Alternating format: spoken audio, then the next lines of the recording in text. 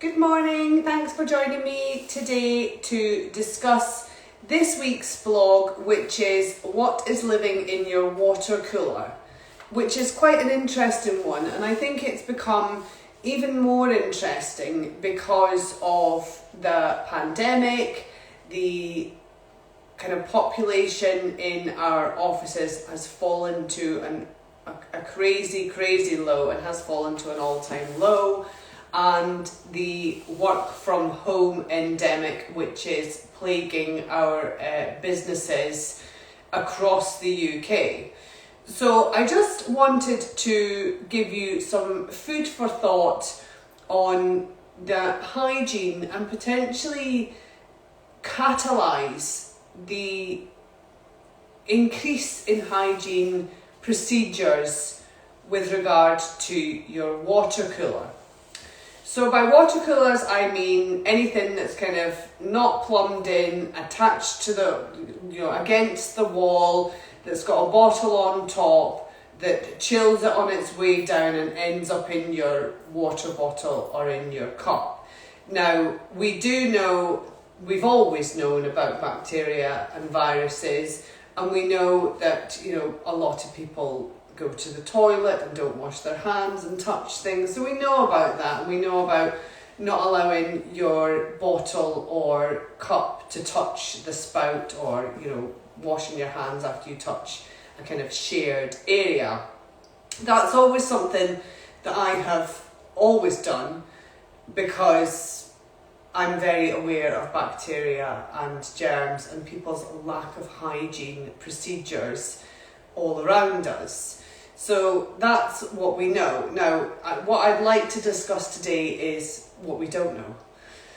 So, pre-2020, the water cooler was a place where you would share inspiration, chat about your daily life, share moments of serendipity, and all of this, and it was, basked in a glory, surrounded by people, our trusty water cooler.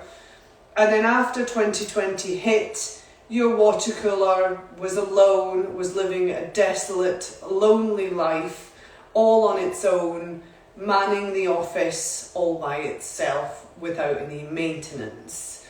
Now that everyone is being encouraged back to work, what does that look like? How is the water cooler enjoying its company and its heyday and its huge amount of use? Probably not, and this is why. So within my blog, which you'll find at www.astralhygiene.co.uk/blog, you'll find this week's instalment, and within it I've lifted a graph that was published by the Financial Times. So, a reliable broadsheet. This isn't some hack that's written this. This is, and it contains a graph of the flow of occupancy within our offices. And interestingly, it's a really interesting graph, so I would encourage you to have a look at it, because it really highlighted to me and brought home the amount of people who have worked from home, and how many people were furloughed and how many people are now back in our offices. And this is really interesting, and there's a huge piece of dialogue that I could go into about this, but I'm not going to.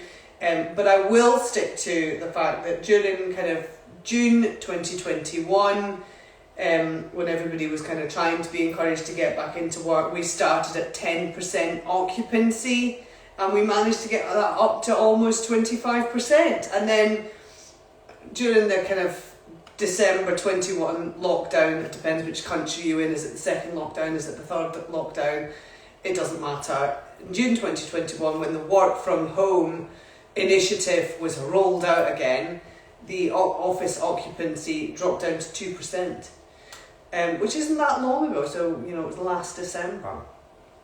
Now that everybody, all organisations are trying to get everybody back to normal, we're now in a place where we need to live with COVID, and everybody needs to, get themselves back into work. We've now got just over a 25% occupancy, although it's dropped since then. This graph was from March 2022, but obviously some people have come back to work and thought, oh, actually, I don't like this. And they're back, then they've gone back to working from home. So yeah, we've got, and in London actually, the occupancy level is higher, but not very much so than the rest of the UK. So really, really interesting data in that graph. So how does that relate to our trusty water cooler? Well, our trusty water cooler was feeding, hydrating, 100% of the population, for argument's sake, it won't be 100%, but anyway, for argument's sake, 100% of the population with water, which meant that that water was going through the machine quite quickly. And in a best case scenario, I don't think it was in every case scenario, the water cooler was being sanitised, everything was being flushed out with bleach and all that sort of good stuff. I don't think it was.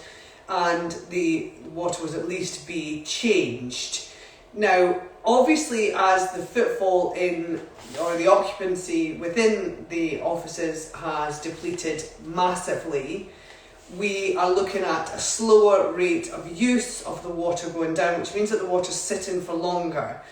Now, interestingly, a study that was published by the National Library of Medicine, which I have linked in my blog, has found that the heterotrophic plate count was over the acceptable levels in 60% of water coolers pre-pandemic. So that's one of the reasons that I won't go near these things, because though a lot of the water comes from natural sources, so it's not obviously sanitised or chlorinated or anything. Not that that's a very good thing, but at least it's sanitary water. So anything that's over, that has got a high level of heterotrophic plate count, it means it's unacceptable for human consumption. 60% pre-pandemic. Now we're in a situation where the drinking water is going down slower.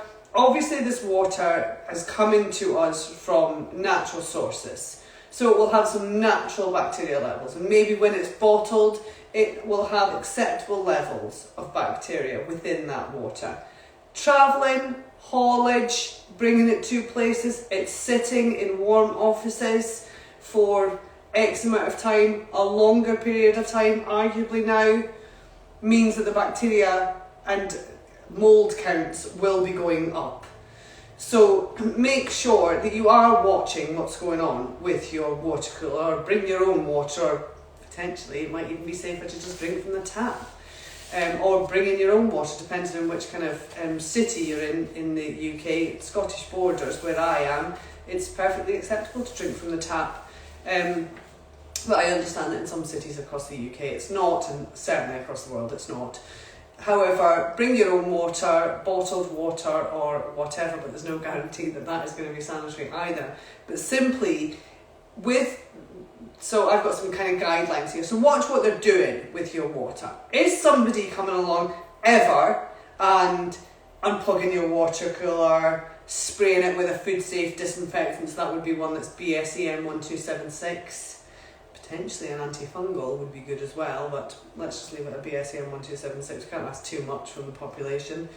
Flush the water system with a solution made up of 1 tablespoon of bleach into a gallon of water. So that's approximately 1 tablespoon in a 5 litre of water.